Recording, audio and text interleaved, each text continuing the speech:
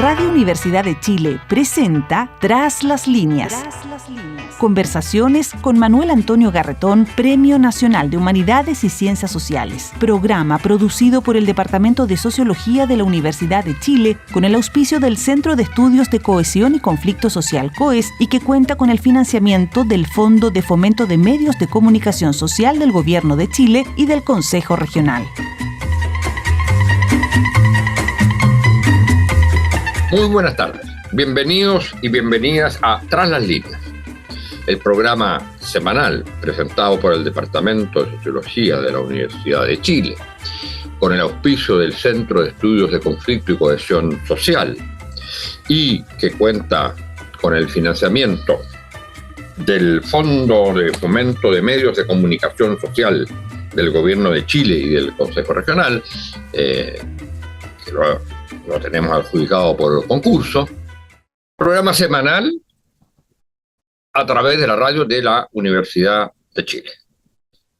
Bueno, como siempre, lo que intentamos es hacer reflexiones sobre lo que nos ocurre como sociedad en los distintos ámbitos, pero desde la perspectiva particular de las ciencias sociales, tratando de aprovechar y de difundir y de conversar sobre investigaciones que se hacen sobre nuestra sociedad y sobre distintos aspectos de ella.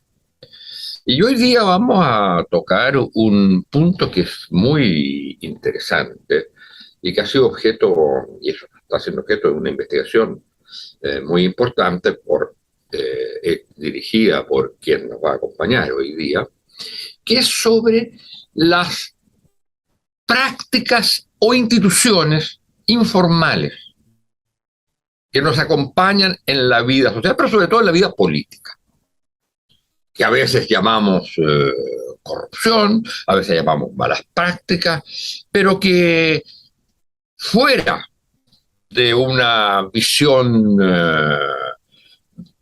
cínica, de decir, bueno, esto siempre ha ocurrido, tiende a haber a veces una visión puramente eticista, purista, y a lo largo de la historia política, yo diría, del mundo, también de Chile.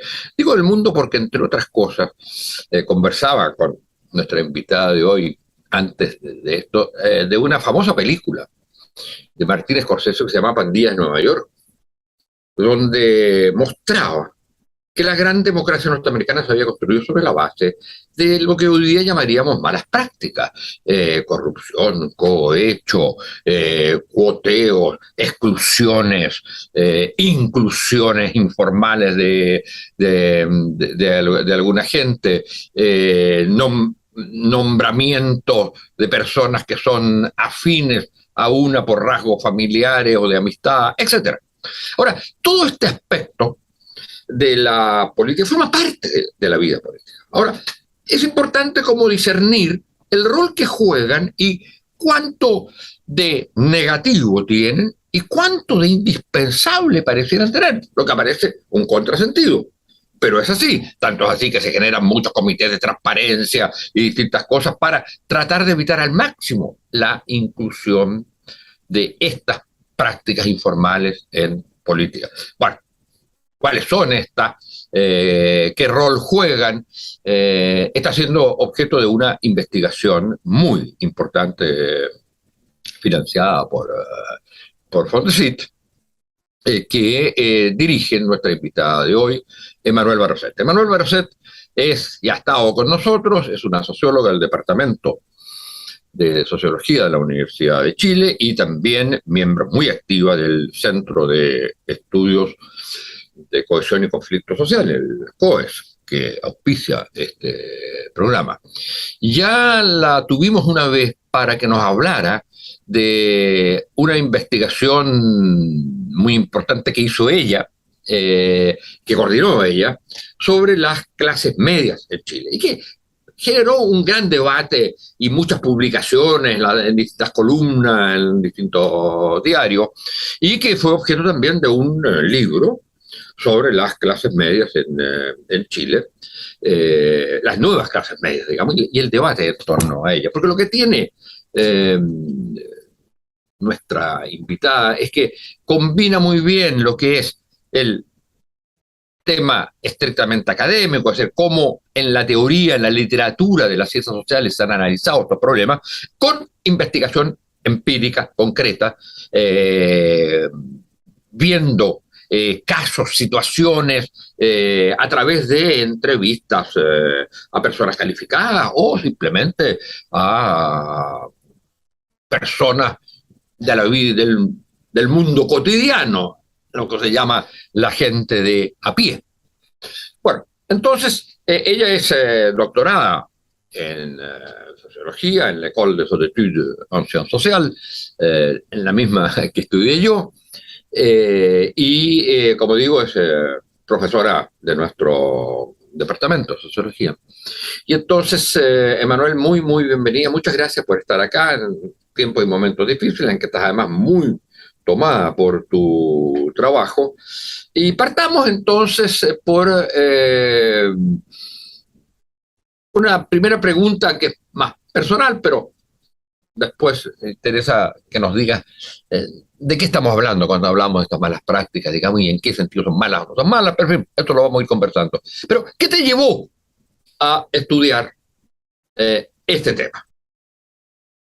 Muchas gracias por la invitación, primero que nada, a ti y al equipo técnico que está detrás de la grabación. A ver, yo llegué a trabajar sobre estos temas, no por una pregunta sobre la corrupción, digamos, no sobre el bien y el mal, sino que por prácticas que yo observé en Chile cuando llegué.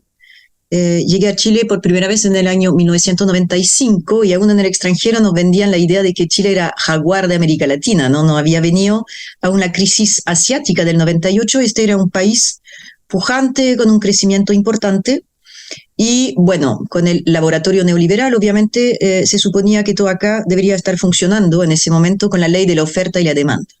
Y la anécdota inicial que me llevó a investigar estas prácticas es que llegué en una familia de clase media, y una chica que vivía en esa casa, que tenía la misma edad que yo, terminaba sus estudios de pregrado y estaba buscando trabajo. Y en esa época hizo algo que a mí me llamó muchísimo la atención, muy distinto de lo que habríamos hecho en Europa. Para encontrar trabajo llamó por teléfono, abrió su libreta del teléfono en ese momento, no había internet, y llamó a todo el mundo, la familia extendida, los amigos, y ella está titulada de una prestigiosa universidad chilena en un ámbito en el cual uno pensaba que llamando o enviando el currículum a empresas o a instituciones encontraría trabajo. Y no, ella pasó por conocidos de conocidos. Y el sistema fue muy eficiente, a las 3 semanas tenía trabajo. Entonces me llamó muchísimo la atención, porque fue muy gráfico para mí. Abrió la libreta y empezó a llamar a gente, ¿no? Que el cuñado de la prima. Entonces, claro, en Europa habríamos mandado currículum a instituciones o empresas. Y por lo tanto ahí me interesó el tema de la ayuda entre personas, los sistemas como con transacción, ¿no? De los favores, y que es un sistema muy eficiente y que se usa no solamente para encontrar trabajo en Chile, sino que para una serie de otras transacciones en la vida, conseguir servicios médicos, ubicar al hijo o a la hija en un colegio, y así sucesivamente. Y eso fue mi primera investigación concretamente sobre Chile. Ya, pero dime una cosa, esa práctica, ¿en qué sentido se puede decir, o esas prácticas, por ejemplo la del pituto? Porque tú mencionas varias otras y sería bueno, como por ejemplo la del coteo. Yo creo que el coteo es otra cosa. Es otra cosa porque es más bien una fórmula política relativamente estandarizada, en que no hay nada oculto, por decirlo así, se sabe que es así. Que es una manera como tú designas cuando tienes una coalición. Digamos, está bien, uno puede decir esa práctica que tiende a ser casi formal, no es estrictamente informal, porque tiene sus reglas. Coteo ya implica una cierta regla, que se va por cuota. Entonces, ya, pero hay muchas otras, ¿no es cierto?, que son, que tienden a ser claramente vistas como prácticas negativas. ¿En qué sentido? O sea, ¿qué tiene de malo, para decirlo así, este ejemplo que tú nos das ¿Y en qué sentido tú crees que también puede ser positivo? Lo de positivo es discutible, pero usaste una palabra muy interesante, que fue eficiente, eficaz. O sea, es un mecanismo eficaz para algo negativo o para algo que daña a alguien, no necesariamente. Bueno, depende del punto de vista de quien lo practica. Este primer estudio que fue sobre pituto, favores y compadrazgo en la clase media, los entrevistados lo podían ver de forma positiva cuando se refería a lo que ellos habían conseguido para solucionar un problema. Muchas veces cuando uno apela a un amigo para que nos solucione un problema es porque uno siente que tiene una necesidad, hay una amistad, es decir, son cosas muy positivas desde el punto de vista de quien lo practica, las cosas que sostienen la solicitud del favor, del compadrazgo o del pituto. Pero cuando las personas dicen, ah, sí, pero la secretaria que está sentada al lado mío en el municipio entró por pituto porque es la cuñada del concejal, la evaluación es negativa. Es decir, depende si me favoreció a mí, porque yo lo necesitaba, realmente tenía que solucionar un problema y no lo podía porque o las empresas que ofrecen ese servicio demasiado caro o el Estado no llega en el momento en que tiene que llegar. Entonces, hay evaluaciones, depende del punto de vista sobre el hecho. Obviamente que si hablamos de otras prácticas más relacionadas con la política, por ejemplo, el coteo, ¿no? Que es ubicar a gente en distintos cargos en función de un equilibrio entre partidos políticos. Si uno es externo al sistema político, va a decir, oye, pero en realidad esta gente está ahí por su militancia, no por sus méritos. Pero el punto de vista positivo sería, ok, pero miren, acá tenemos todos los partidos políticos representados, ¿no? Uno critica mucho el CERVEL, por ejemplo, o el Consejo Nacional de Televisión, pero en realidad que haya una repartición por partidos políticos significa cierta estabilidad. O en el gobierno, durante muchos años, el coteo funcionaba en que si había un ministro de un color político, el subsecretario y las otras personas que venían abajo tenían que representar los otros partidos de la coalición. Y eso dio una estabilidad al sistema político durante mucho tiempo. Hoy en día ya no están así, hoy en día también han cambiado los criterios, la gente demanda más transparencia, más meritocracia, y la crisis del sistema político que vivimos a partir del 2015 también tiene que ver con una crítica a esos sistemas. Pero ojo, cuando le sirven a uno bajo la idea de que, no, pero yo lo necesitaba, tú no entiendes, mi hijo quería estar en tal colegio, y en realidad no había cómo entrar por la vía formal, yo activé las redes, y la gente ahí lo valora, ¿no? Pero cuando son nosotros los beneficiados, lo critica. Claro, pero en el caso, ya que entramos en el caso del coteo, lo que yo veo es algo distinto, porque es una práctica abierta.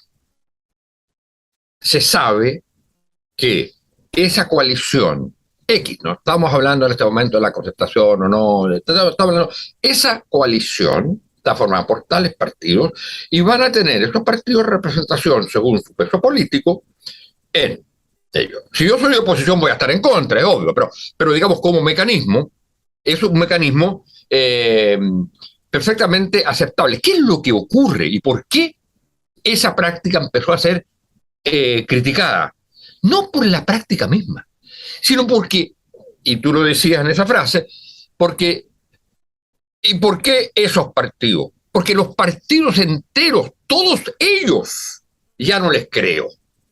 Entonces, la práctica, que era una manera de resolver un conflicto latente de buena manera y explícitamente conocida, abierta, no oculta, ¿eh? Se transforma en algo que yo rechazo, no porque esté rechazando esa práctica, sino porque no me gustan ninguno de los partidos, ni los que están en el gobierno, ni los que están en la oposición, porque ya no les creo. Entonces yo creo que ahí esa es distinto. Ahora, el otro, el fenómeno del pituto. Es interesante porque esa es una institución nacional, digamos, y que funciona, como tú bien decías, no olvidémonos del aspecto puramente político, funciona en todos los niveles de la sociedad. Y en todas las grandes instituciones que hoy día estamos buscando reformar, la salud, la educación, todas esas cosas son pitutos. Se obtienen a través, no todo, pero hay en parte, eso está presente, incrustado. ¿Es posible eliminar alguna de estas prácticas, o ello significaría prácticamente un componente de la manera como funciona la sociedad o la cohesión social se desmoronaría. Mira, estas prácticas de ayuda informal son universal antropológico, existen en todos los países. Ya. Lo que a nosotros nos interesa es mostrar cómo funciona en concreto, cuáles son las deudas simbólicas que se adquieren cuando uno entra en esos sistemas de retribución y cuál es el impacto sobre la eficacia del Estado, de los programas sociales o sobre la cohesión social en general. Chile no es distinto en ese sentido. Otras prácticas informales como el clientelismo, es decir, la compra del voto contra la lealtad política, o el patronazgo, que es dar empleo público a la gente también contra la lealtad política, eso existe en muchos lados, ¿no? Lo que sí nos interesa respecto del caso de Chile es documentar cómo funciona, porque hay cosas que se saben y otras que no. A nivel municipal, la compra del voto, ¿existe en Chile? Sí, existe. El acarreo existe. A ver, ¿cómo funciona? ¿Cómo funciona? A ver, por ejemplo, respecto del clientelismo, es revisión de los programas municipales de ayuda, revisión de las listas de beneficiarios, revisión de cuáles han sido las votaciones en las mesas en las últimas elecciones, y hay una presión sobre los pobladores para que voten a favor de la autoridad, contra una amenaza que puede ser más o menos buena onda, más o menos directa, más o menos con matonaje, diciendo que si la gente no vota a favor del candidato, entonces se le va a cortar los programas sociales. Esa es la versión como más de matonaje. Pero después hay cosas que son más de, digamos, de retribuciones. Si yo, no sé, tu abuela tiene un problema y yo le consigo como alcalde la silla de ruedas, va a quedar una lealtad instalada durante mucho tiempo, ¿no? Y eso puede ser mucho más influyente, como en el caso de la familia Soria, que en los años 60 entregaba terrenos de bienes nacionales a los pobladores, y hasta la generación actual votan por la familia Soria. El hijo está instalado ahora en la municipalidad y el padre es senador de la República. Entonces, existe, obviamente es difícil de dimensionar, no se puede decir que el 40% de los votos en Chile es voto clientelar. Hay muchos elementos afectivos que intervienen ahí. Pero todo esto se nutre por un contexto de falta de confianza en Chile. La sociedad chilena, al igual que la sociedad latinoamericana, son sociedades altamente desconfiadas entre personas, hacia sus autoridades, hacia las instituciones, y por lo tanto hay que entender estas instituciones informales como una manera, uno, de asegurar lealtades entre personas, de bajar la incertidumbre en la vida social en general. También hay problemas de funcionamiento de las instituciones. Sabemos que los programas sociales llegan muchas veces mal y tarde, y la interfaz son los municipios. Los servicios privados son caros en general, entonces uno se las tiene que rebuscar para tener acceso a lo que necesita en un contexto en general de escasez. Y en general no es mayor problema en la sociedad que la gente use estas formas de llegar a los beneficios, porque también permite cierta coordinación. El problema es cuando empezamos a cambiar la mirada sobre esto, y cuando tú usas la palabra malas prácticas, quiero recordar que esta es una expresión que usa Andrés Velasco en el 2013, justamente para hablar de todos los chanchullos, digamos, todas las cosas que ocurren en política. Pero si uno lo ve solamente en un marco normativo, no entiende la dimensión cultural de falta de confianza y que la vida es dura en Chile y que hay que conseguir las cosas por las vías que sea. Ya, eso es bien importante esto último, porque te lleva a pensar entonces, no se puede suprimir, o sea, la sociedad genera como anticuerpos, es decir, genera fórmulas propias de resolver el problema de la ausencia de cohesión, de la desconfianza, genera fórmulas propias.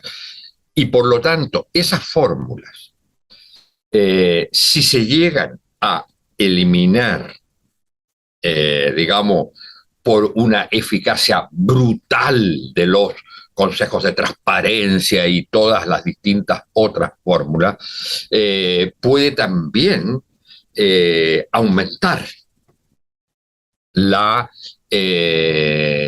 sensación de indefensión.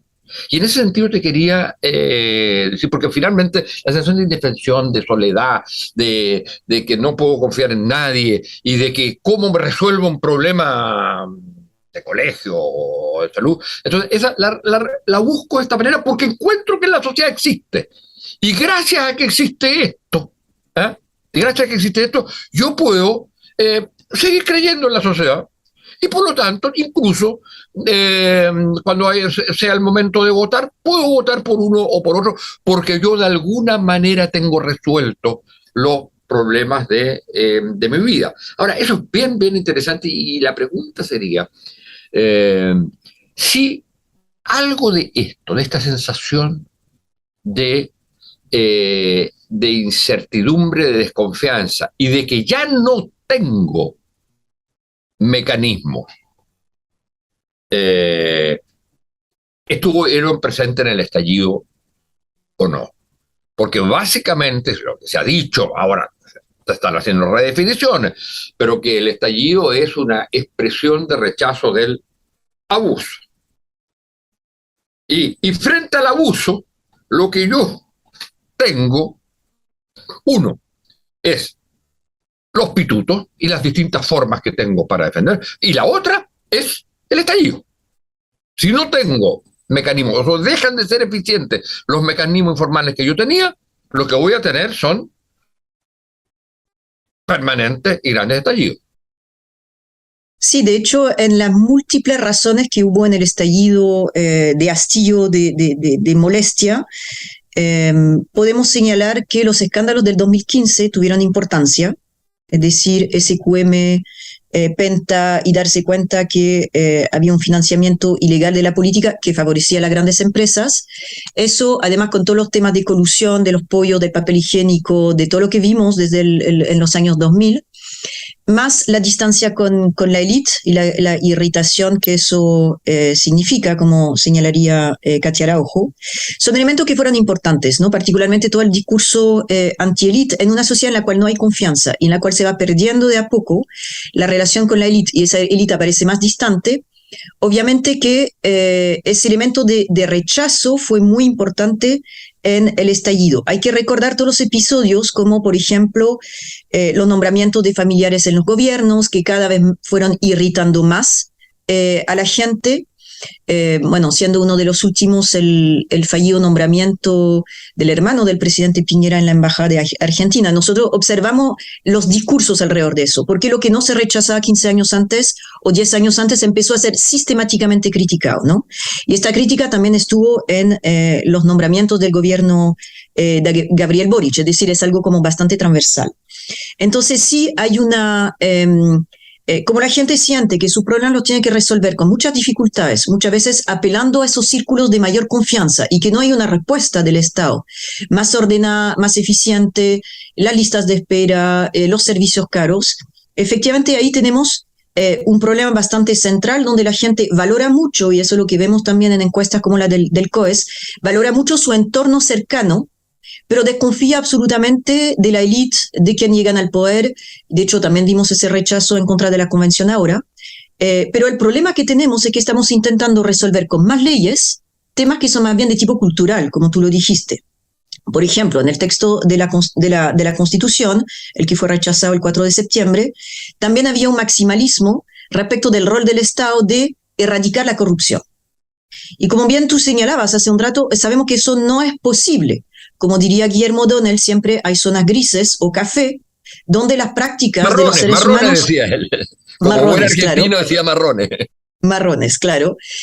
Donde las prácticas de sobrevivencia se siguen moviendo y uno puede definir que una constitución tiene que rechazar, o sea, que el Estado tiene que luchar contra la corrupción o contra esas zonas marrones. Efectivamente va a haber un desplazamiento, la hipercontractualización de todo no da una solución a lo que la gente necesita resolver en la vida cotidiana.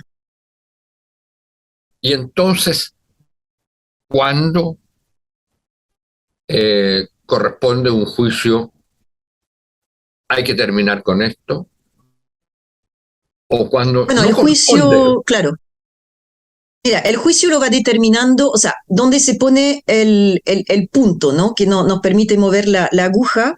lo determina la opinión pública en gran parte. ¿Hasta qué punto tolera distintas prácticas? Por ejemplo, el pituto del favor y el compadrazgo en sí, que es una práctica más bien de tipo social, es criticado siempre y cuando se practica más en la élite y donde esto significa, como diría Parkin, un cierre de exclusión hacia otros grupos.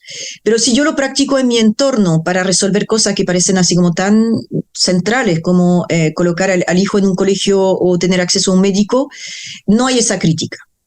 Pero efectivamente después del 2015 vimos que todo el tema del nepotismo, el nombramiento de los familiares, pasa a ser inaceptable desde el punto de vista de la opinión pública.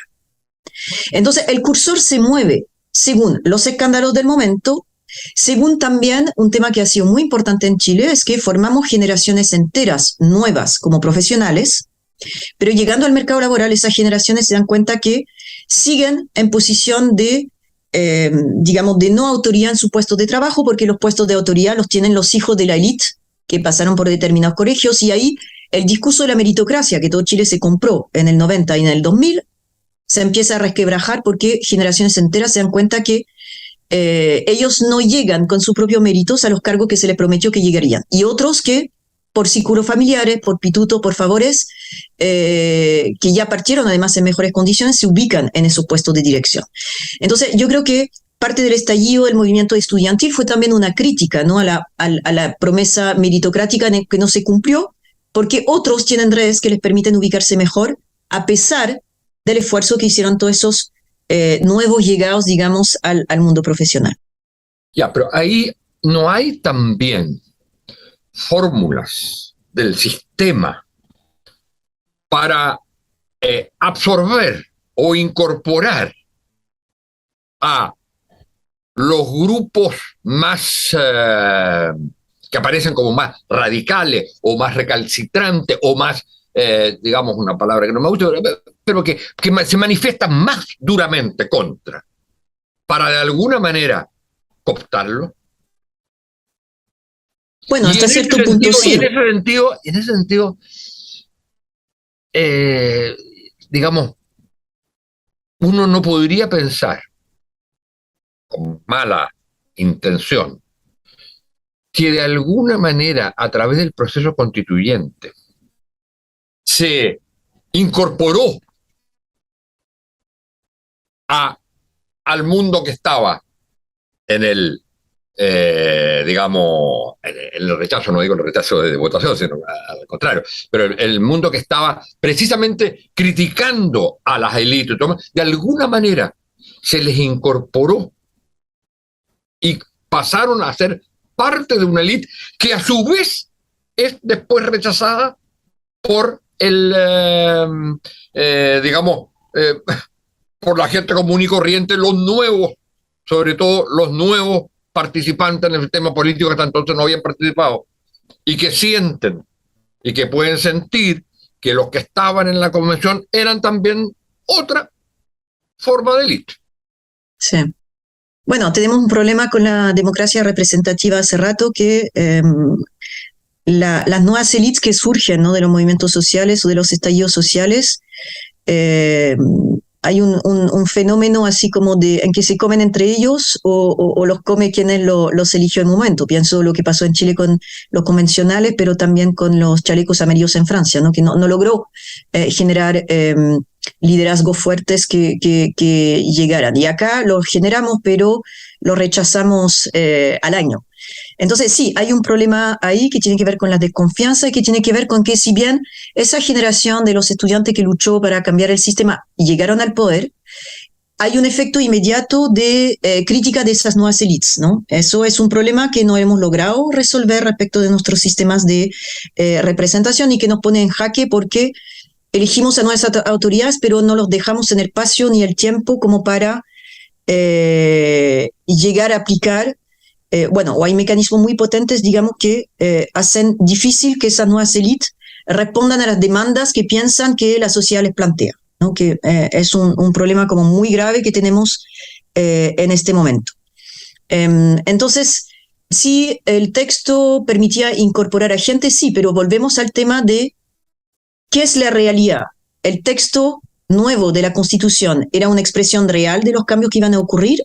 o en el fondo era un texto, pero la gente intuía que por mucho que se pusieran derechos ahí, o por mucho que fuera redactado por una élite iluminada, de verdad iba a cambiar las cosas. Y de ahí entra de nuevo el tema de las desconfianzas, de que la gente intuye que igual no van a cambiar tanto las cosas para sí, y que ese grupito que elegimos de alguna forma se llevó cosas para la casa y no quedó un texto que realmente solucionara los problemas del día a día. Entonces, hay esa desconfianza, ¿no?, de lo que queda en el papel. E incluso los mismos convencionales, desconfiando de lo que podría ser el Congreso posteriormente, intentaron todo dejar escrito a lo máximo, con el máximo de detalle, para que no pueda ser retocado posteriormente. Y yo creo que ahí el tema de la desconfianza absoluta que reina en Chile es un problema que no atacamos. Y si no lo pensamos para el nuevo proceso constituyente de cómo asegurar que las demandas sociales o las necesidades sean interpretadas en el texto, vamos a estar donde mismo en un año. Porque el texto en sí no resuelve la desconfianza y la sensación que de todas formas me las tendré que arreglar yo, como pueda, con mis círculos más cercanos. Ahora, el punto, y tenemos desgraciadamente que tener, el punto que queda abierto es muy, muy complejo por lo siguiente, porque quizás no es solo una desconfianza de las élites, puesto que cuando una élite podría favorecerme, al tiempo yo tomo la distancia. Y eso significaría que el problema es una relación con el Estado, pero ya no solo con el aspecto. Yo creo en el Estado y le pido que garantice todos los derechos, ¿eh?, pero no creo que lo vaya a hacer. Entonces hubo este doble, digamos, yo creo que toda esta satisfacción con el Estado social de derecho, que todo el mundo sostiene que eso no se toca. Ya. Pero a su vez, no se cree que se vaya a hacer.